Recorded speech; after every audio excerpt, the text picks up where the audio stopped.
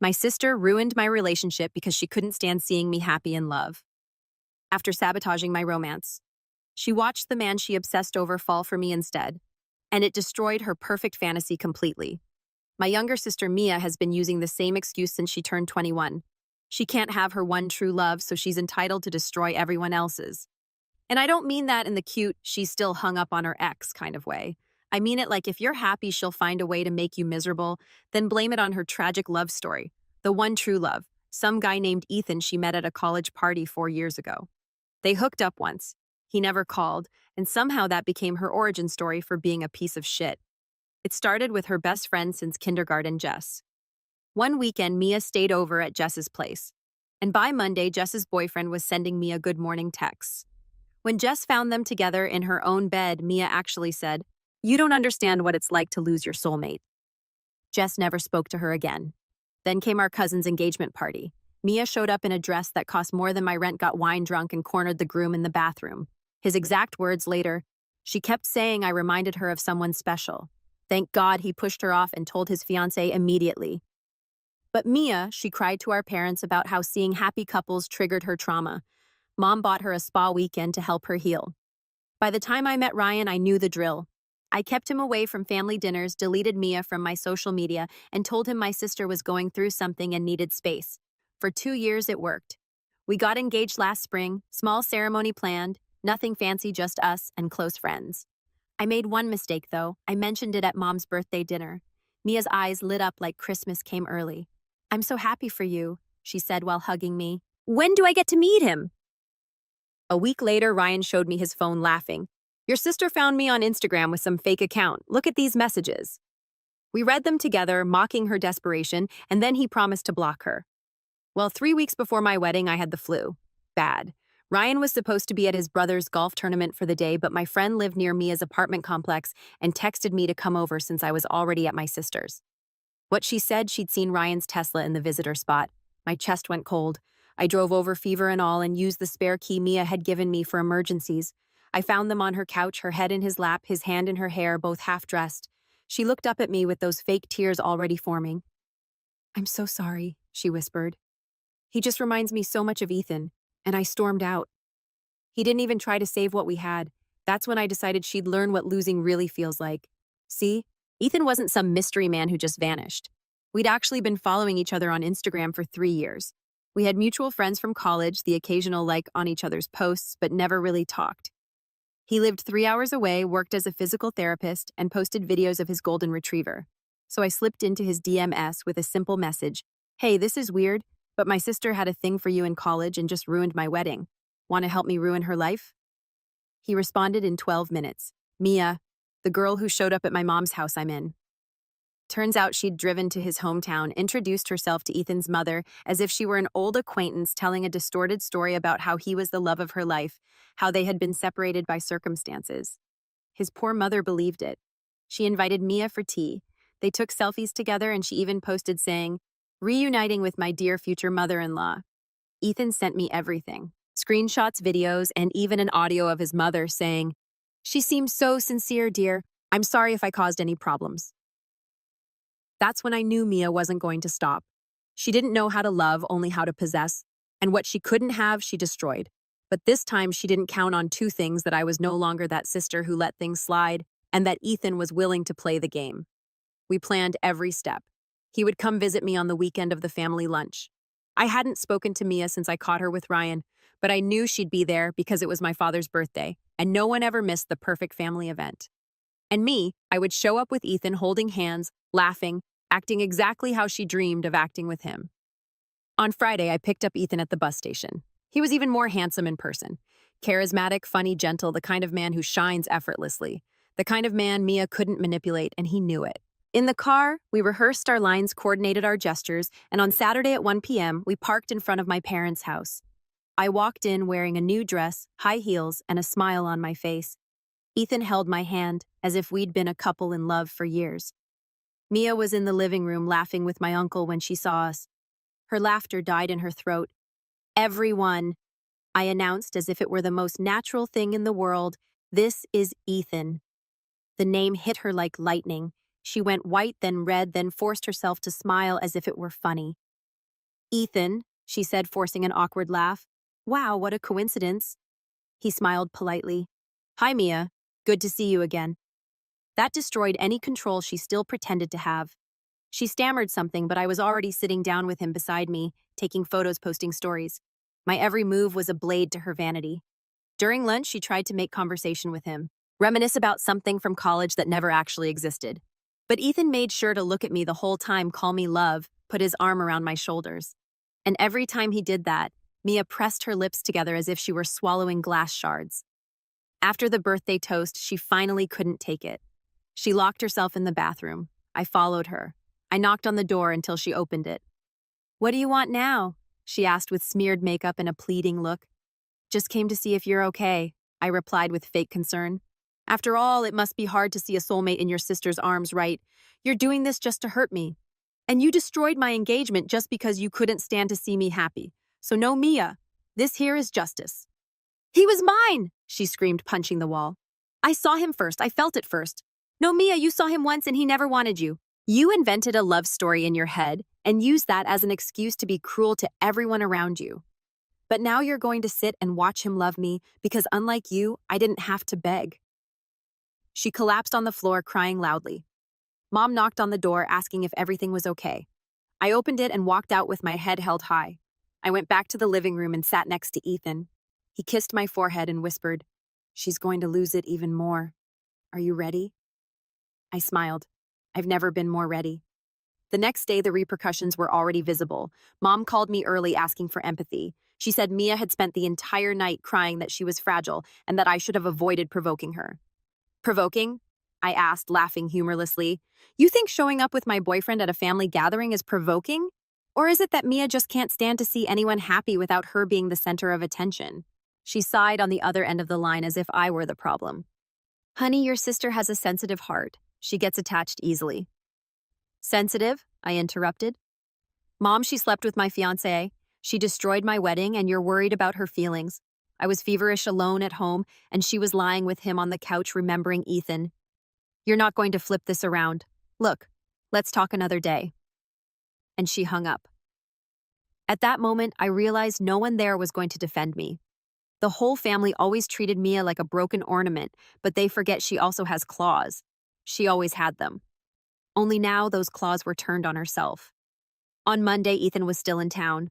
I decided to take him to brunch with some of my friends, those who knew everything Mia had been up to since high school.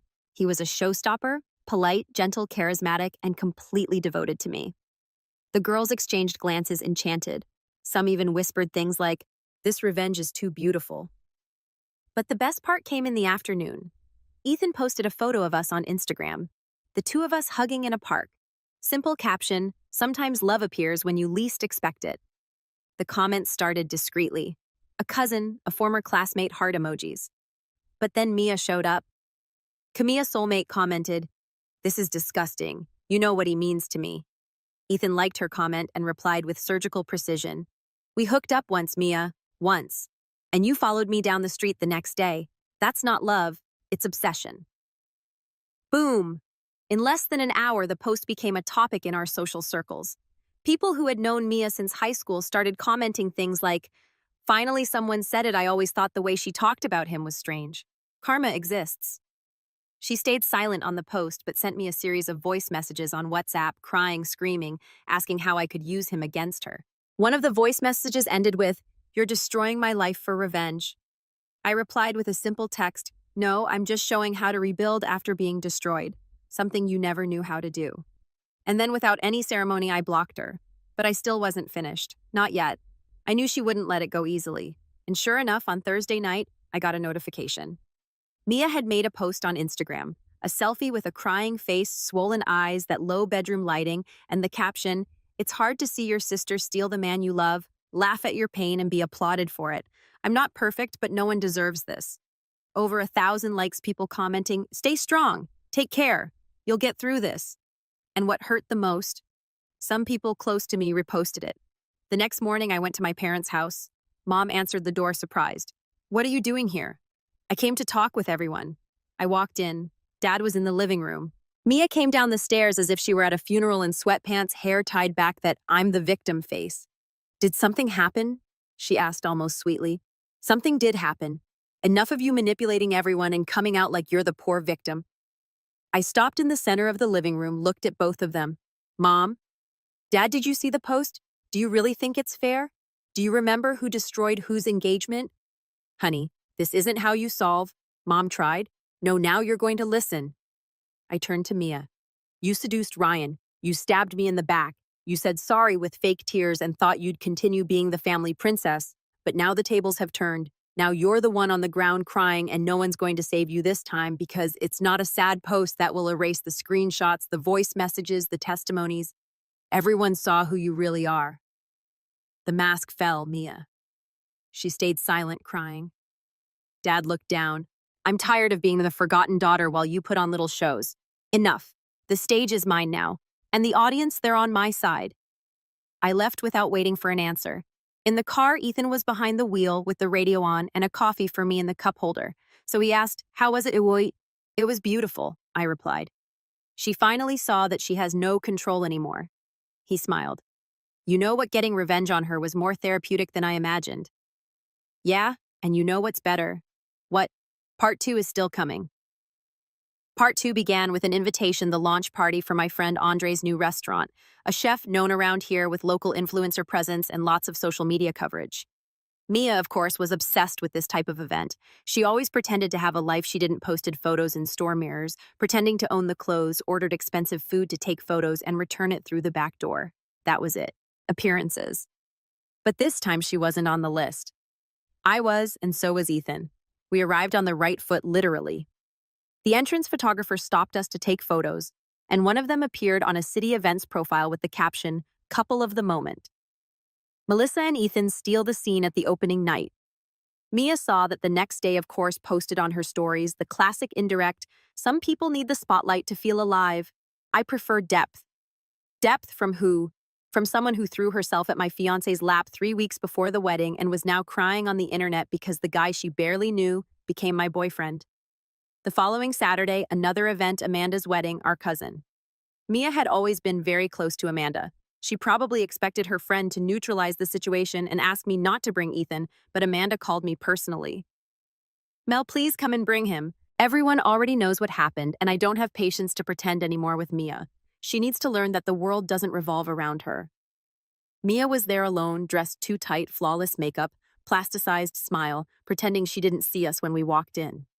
Ethan hugged me by the waist, kissed my cheek from time to time, and all she could do was watch. But the scene that made the night worthwhile was during the bride and groom's dance. Amanda very discreetly called us to dance beside them. Ethan and I were there in the center, spinning slowly when Mia tried to approach. For the first time, she seemed disarmed. Ethan, can I talk to you? She asked with that look she thought was irresistible. He let go of my hand, looked at her, and said with complete calm, No, I'm busy loving your sister. Mia froze. I took a deep breath, looked at her, and added, and for the first time in years, I'm being truly loved. Something you never understood, because you only know how to confuse attention with love. She took 2 steps back with tears in her eyes and tripped over her own dress hem. No one laughed. It was worse. Everyone ignored her. That hurt more. She left the hall a few minutes later, and I kept dancing. For the first time in a long time, feeling like I was the one who had won. But my favorite part was still to come. A few weeks later, I was invited to participate in a podcast about overcoming and new beginnings. I didn't use names, but I told the story, the one about the narcissistic sister, the unfaithful fiancé, the calculated revenge, and of course, the unexpected love. The episode went viral. People from all over the country sending messages congratulating me, saying they identified with it. Mia listened. I know she did because the same day she sent a message to my DM. Do you really need to expose yourself like this just to get applause? And I replied without hesitation. It's not exposure, it's liberation. I lived years in your theater. Now the story is mine and so is the stage. She never replied. In the following days, I learned from third parties that Mia was becoming reclusive. Some brands she was trying to partner with cut contact. People started commenting about her obsession with Ethan. The reputation she fought so hard to build with filters and ready-made phrases began to crumble. And it wasn't me who brought it down. She sank herself. And I kept living. Ethan was no longer just a piece in my revenge. The truth is that in the middle of all that chaos, he became shelter. A shelter that came disguised as an ally, but today was a true companion. And every day that passed, I saw what Mia tried to destroy only made me stronger. And she, who always wanted to win through manipulation, now only had silence as company. The first time I realized I wasn't thinking about Ryan anymore was on an ordinary morning weeks after Amanda's wedding. We were in my apartment, the sun was gently shining through the window, and Ethan was in the kitchen shirtless making pancakes the way he had been doing since the first week he spent with me.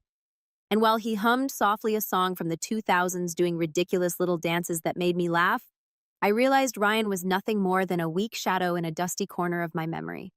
It wasn't just revenge, not anymore. It was the way Ethan held my hand even when he didn't need to. It was how he listened to my childhood stories with a sincere smile, even though he already knew them all. It was how he looked at me while I read a book on the couch as if he didn't need anything else in the world. I didn't expect this. When I called him in that impulsive message to help destroy my sister's fantasy, I thought it would be temporary, that he would pretend for a while until Mia gave up, until I felt avenged, and then life would return to normal. But it didn't return. Ethan became routine presence. Security. He met my friends, integrated into my work circle, started leaving toothbrushes and t-shirts at my house. When my car broke down, he was the first to show up with coffee and a tow truck. When I had an anxiety attack before an important presentation, he sat with me on the kitchen floor and stayed silent, just holding my hand until I could breathe again. And Ryan? Not even a thought, not one comparison, nothing. He who was once the center of my world was now irrelevant, because now I had someone who was present even on ordinary days. Ryan was made of future promises, Ethan of present actions. One night, we went to dinner at a new restaurant that opened in town. Nothing fancy, just a nice atmosphere and good food. When we sat down, Ethan held my hand across the table and said with that light tone I already knew well, "You know what's funny? We started this to fool your sister, but I never pretended anything." I was silent for a few seconds, my heart racing. "I'm not pretending anymore either," I replied with an almost embarrassed smile. He laughed and raised his wine glass. "To the best revenge, then." "No," I corrected. "To what comes after." Then we toasted, and for the first time in a long time I was at peace. Without resentment, without ghosts, without wanting someone to notice or validate me. I was there for myself, and so was he.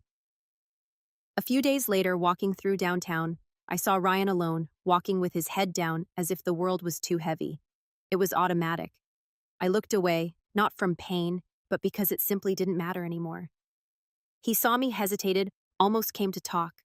But when he noticed Ethan approaching and intertwining his fingers with mine, he backed away. Maybe he finally understood that there was no more space for him.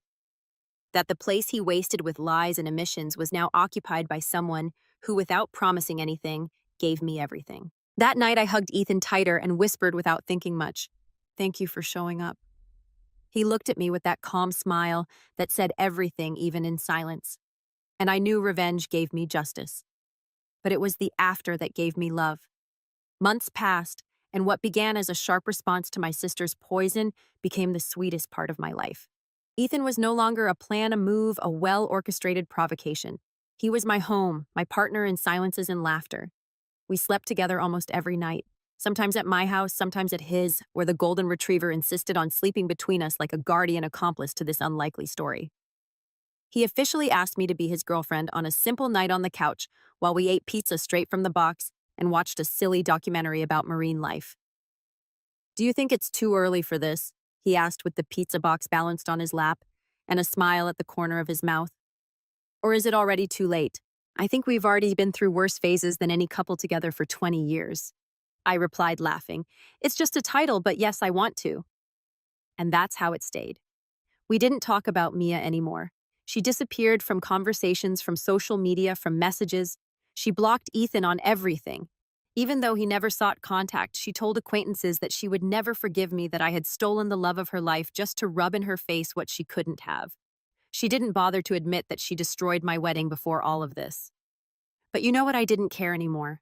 At first I thought I would care, that I would keep dwelling on the fact that she didn't acknowledge her own guilt, that I would beg for an apology that never came. But the truth is that the freedom I felt when I stopped wanting Mia's approval was the greatest gift that whole chaos gave me. She didn't forgive me. She didn't come to my birthday. She didn't respond to my mother's messages about Christmas. She stayed away, hurt, revolted in me. I moved on. I traveled with Ethan to the countryside, met his mother this time, officially helped paint the wall of the new clinic he opened, learned to deal with the messy dog, and little by little we built a routine that was light true, without masks, without games. There was a day when we were lying in the hammock just listening to the wind and the sound of birds when he said to me, "Do you still think all of this was just revenge?" I thought for a few seconds, and then I smiled, turning my face to him. Maybe it started that way, but it ended up being the best thing I ever did for myself. He kissed my forehead and we stayed in silence. Revenge became love. And ironically, that's what must have hurt Mia the most. She always wanted to be the center, the most beautiful, the most desired, the most worthy of attention. But it was off stage, away from the script she always tried to write, that I found what she spent her whole life pretending to have. I was never the family highlight. I was never the most loved. I was never the perfect sister. But I was the only one who knew how to transform pain into strength, rejection into freedom, and revenge into love. And that no one will ever take away from me. 6 months later, when I thought all the storms had passed, I received an unexpected call. It was Ryan. I didn't answer the first time or the second. On the third, Ethan was beside me and simply said, "Answer it. You need to close this cycle." "Hello?" I replied with the most neutral voice possible. "Melissa, it's me." His voice sounded tired, defeated. Can I talk to you in person?" I thought about hanging up, but Ethan was right. There was something that needed to be said. We arranged to meet at a neutral cafe far from any place that held our memories. When I arrived, he was already there. Disheveled hair, deep dark circles. He seemed to have aged years in just a few months. "Thank you for coming," he said without looking me in the eyes. "What do you want, Ryan?" He sighed deeply. I wanted to apologize. Really. And explain. Explain what? That you were holding hands with my sister 3 weeks before our wedding. "It wasn't like that," he murmured. She came to me when you were sick, said she needed to talk about something important about you, that there were things from your past I needed to know before marrying you."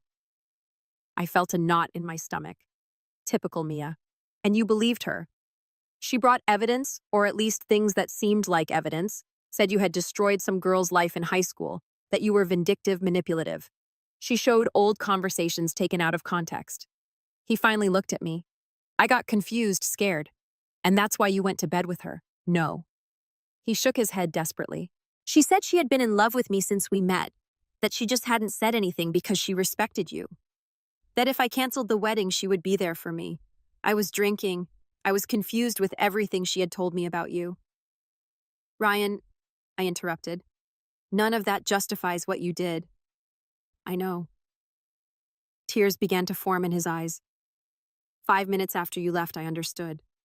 I understood that she had manipulated me, that all of it was lies, that I had destroyed the best thing in my life because of her. I remained silent for a long time. You know what hurts me most, Ryan? It's not even what you did. It's that you didn't trust me. In 2 years together, you believed her words more than who I really was. He lowered his head. I tried calling you afterward 1,000 times. I went to your house, but you were never there. Until I saw the photos with him, and I understood it was too late. It was too late the moment you put your hand in her hair, I replied, standing up. But thank you for explaining. It helps me be sure I made the right choice. He looked at me one last time. Are you happy with him? I smiled for the first time during the entire conversation, happier than I imagined I could be. And I left without resentment, just with the certainty that some doors need to be closed for others to open completely. The conversation with my family was harder. It took 3 months before my mother called asking us to talk. She suggested lunch, just the two of us, to work things out. I found a different woman, older, more tired. The wrinkles around her eyes seemed deeper. How are you? She asked, hesitant. Good, Mom. Very good. And Ethan? He's good too. We're good. She nodded nervously, fidgeting with her napkin. I need to apologize to you, she finally said, for all the years that I didn't see clearly. I felt my chest tighten. Mom, no. Let me talk. She looked me in the eyes for the first time. I always knew Mia was difficult, but I thought if I gave her more attention, if I protected her more, she would change. And in the process, I neglected you. I left you to deal with the consequences of her problems alone. Tears began to stream down my face. After you confronted us that day, I started putting the pieces together. The friends Mia lost, the boyfriends who disappeared, the stories that never added up. And I realized that you two told me very different versions of the same story, and I always chose to believe hers. Why? I asked, my voice choked. Because she cried louder. My mother admitted, her voice breaking. Because you always seemed stronger, more capable of taking care of yourself, and I confused strength with not needing support. We sat in silence for a few minutes. And now? I asked. How is Mia? She moved to another state. She's in therapy. Said she needs to start over away from all this. My mother hesitated. She asked me to tell you that. That she knows she was wrong, but that she can't apologize to you yet. And I can't forgive yet, I replied honestly. Maybe someday, but not now. I understand. She reached her hand across the table. Can I try to be a better mother to you? I held her hand. We can try to be a better family, but it will take time. She smiled with tears in her eyes. I have time.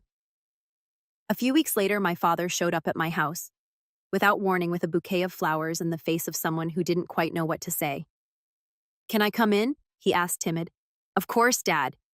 Ethan was in the kitchen and greeted my father politely before stepping away, giving us space to talk. I like him, my father said, straight to the point. Seems like a good man. He is.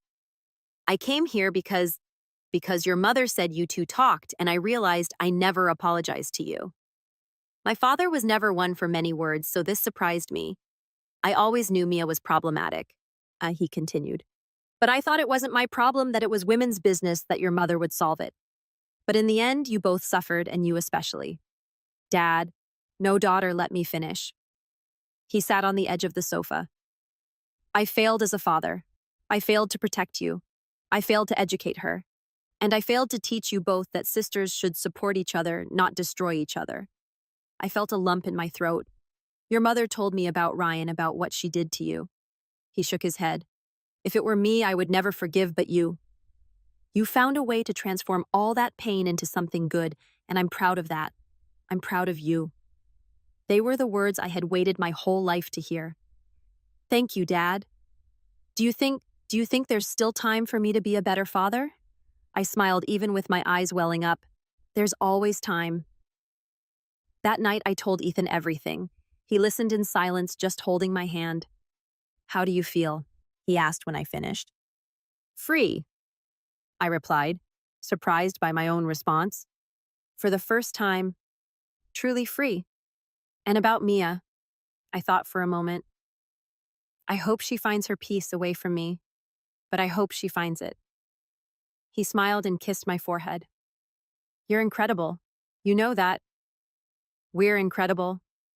I corrected us. And it was true, because in the end, it wasn't just about beating Mia or getting revenge on her. It was about learning that I deserved to be loved properly, defended, respected. It was about discovering that family isn't just who's born with you, but who chooses to stay by your side. It was about realizing that sometimes, to find the love of your life, you first need to stop accepting crumbs from those who never valued you. And today, when I wake up next to Ethan, with the dog sleeping at our feet, I know all the battles were worth it, because they brought me here. To him, to us, to peace.